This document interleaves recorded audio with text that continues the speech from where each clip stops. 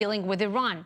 Now, to help us sort this out, Merve Tahiroglu, a research analyst with the Foundation for Defense of Democracies, is joining us now.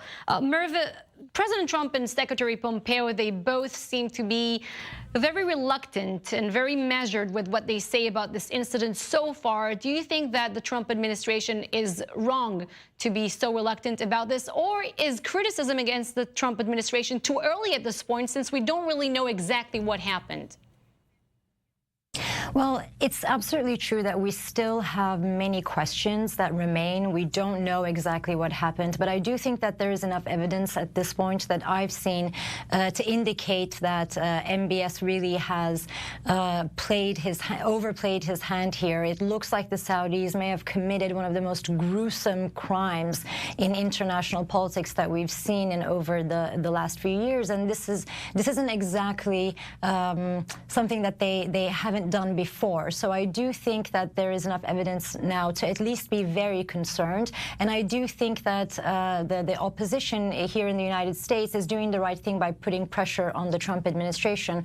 Although I don't think that we're going to see much tough U.S. action against the Saudis. Maybe we might see a few designations of some Saudi officials here and there under maybe the Global Magnitsky Act, which is about corruption, corrupt foreign officials. So we might see something like that, but unfortunately I don't see the U.S. taking a tougher stance on Saudi when it comes to this issue. Do you think there's any chance that something of this kind, very brutal and gruesome as you describe, and as details that emerge as days go by indicate, might have happened without the direct knowledge of Crown Prince Mohammed bin Salman or the king himself? And I'm asking this, Merve, because there's another theory that I've been hearing in recent days that maybe this was all part of a plot to unseat Mohammed bin Salman. What do you think? Well, internal Saudi politics evade me, so I'm not sure. Hopefully we will get more information in the upcoming days or even weeks, and we will know. To me, it seems like so far this couldn't have been executed without MBS's direct involvement or at least knowledge of it, so there is complicity.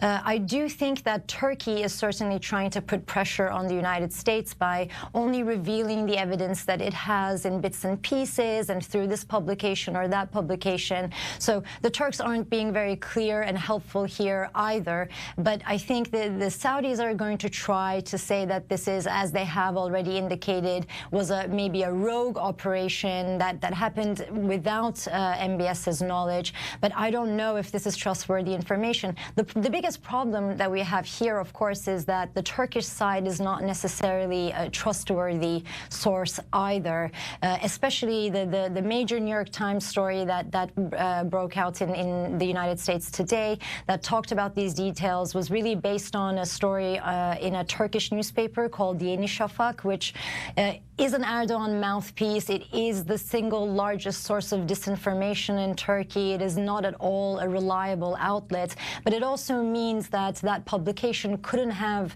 published these details without the knowledge and approval of the Turkish government. So clearly, I think the Turkish government has information. It has been sharing some of that information, and I think it's doing it to put pressure on the United States to effectively choose sides, because as we know, Turkey doesn't have the best relationship with Saudi Arabia either. The two are effectively in a Cold War when we look at the Middle East, with the Saudis calling the Muslim Brotherhood a terrorist organization, and Turkey, of course, along with Qatar, is one of the biggest sponsors of the Muslim Brotherhood in the region. So this is cornering the United States, putting it in a difficult position, especially ahead of elections in the United States that's coming up in November. Right. Merve Tahiroglu, thank you very much. The International Criminal